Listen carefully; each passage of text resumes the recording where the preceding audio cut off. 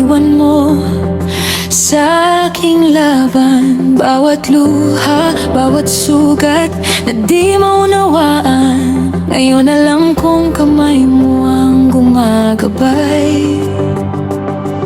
Ang palo mo'y hindi galit kundi pag-ibig, tulad ng mamaanak ay itinatama. Sa bawat pagsubok na aking dinaraanan, hinuubog mo ang puso kong sumunod sa'yo. Kapag ang mundo'y nagsasabing sumuko na, ang salita mo'y bumubulong, magtiis ka. Lahat ng bagay ay may layunin mong banal, dadalhin ako sa iyong kalaban.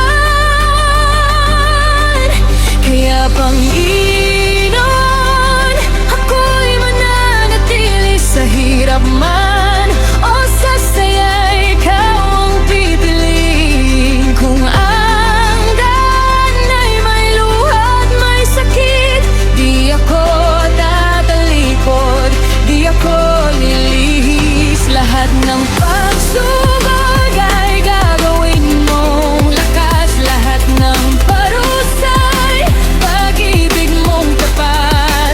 Hanggang huling hininga, ako'y maglilingkod, mabuhay man o mamatay, ako'y sa Panginoon.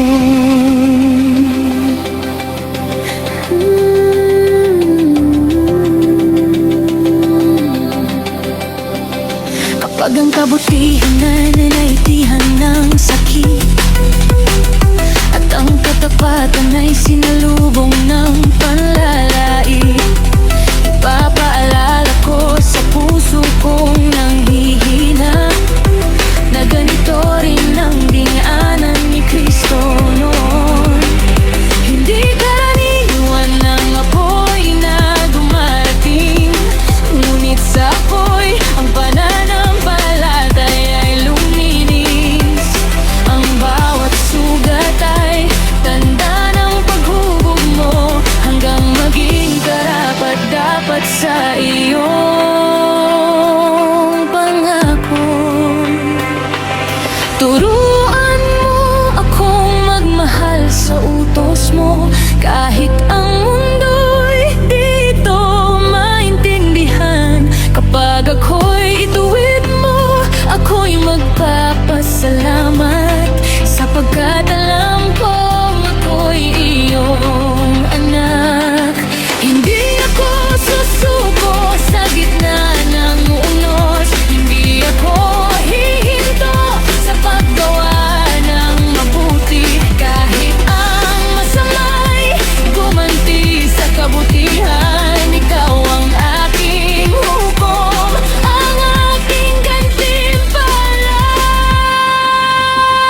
Kaya Panginoon, narito ang pangako, ang puso ko'y sa'yo lamang maglilingkod. Sa bawat luha, bawat sugat, bawat pagsubok, mas lalo kitang ibigin. Lahat ng bagay ay sa kabubuti kung ako'y mananatili sa pagsunod sa'yo hanggang huling hininga.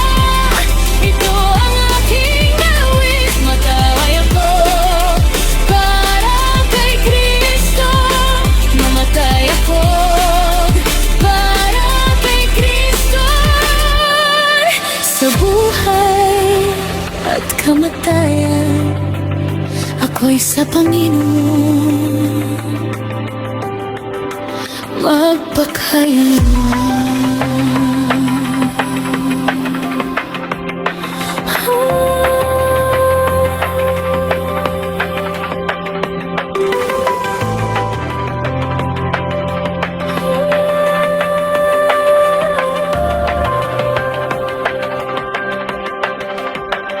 Kapag dumating ang apoy, hindi ako matatakot. Kapag Pag dumating ang palo, tatanggapin ko ng may pag-ibig, sapagkat alam kong bawat hakbang, bawat luha, bawat pagsubok ay naghahatid